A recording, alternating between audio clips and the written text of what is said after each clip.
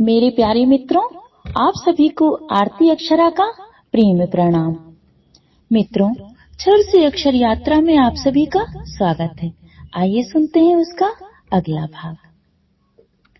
हम परमात्मा को बाहरी साधनों से खोजने की कोशिशें करते हैं, जबकि बाहर साधनों से उसकी खोज और प्राप्ति असंभव है।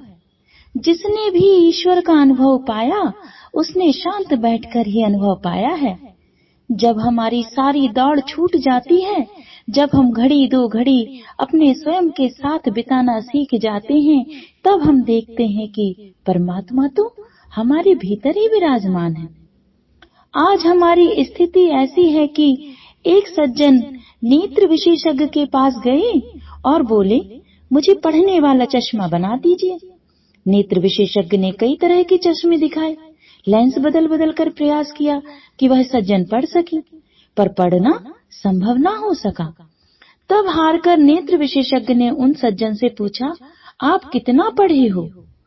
पढ़ा होता तो पढ़ने का चश्मा बनवाने क्यों आता? सज्जन बोले। साथियों, बस इसी तरह की स्थिति से हम गुजर रहे हैं।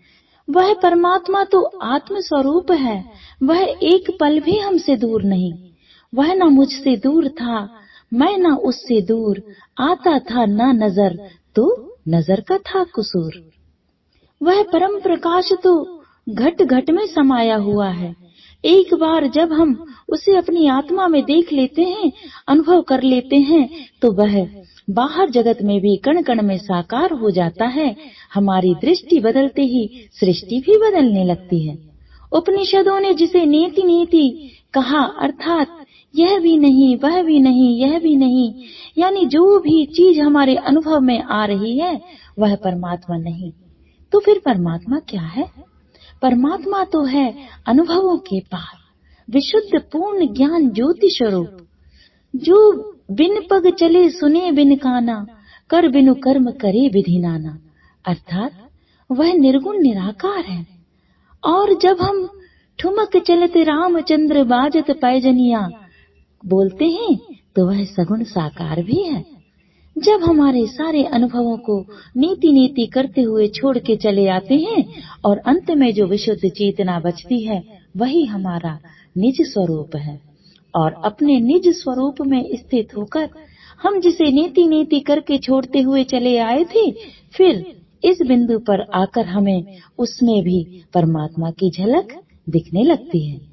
बस फर्क यह होता है कि पहले हम परिधि से देख रहे थे, अब हम केंद्र में स्थित होकर देख रहे हैं। परमात्मा उस बिंदु पर स्थित होने पर अनुभव में आता है जहाँ दर्शन, दृष्टा और दृश्य तीनों एक हो जाते हैं। ज्ञाता, ज्ञान और ज्ञेय, इन तीनों की संहिता ही हमारी आत्मा है।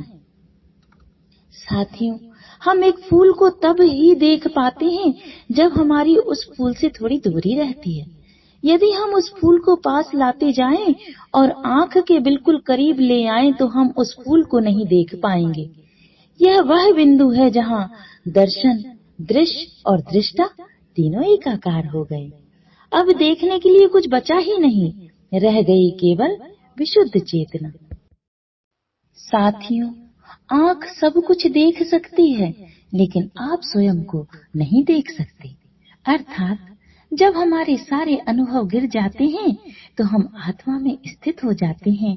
अब आत्मा आत्मा को ही देख रही है। अर्थात आत्मा ही दृष्टा है, आत्मा ही दृश्य है, आत्मा ही दर्शन है। अर्थात इन तीनों की संहिता ही हमारी आत्मा है, जिसे हम चतुर्थ चेतना या परा की चेतना भी कहते हैं। इस परा की चेतना से हमारा संपर्क ध्यान के द्वारा हो सकता है।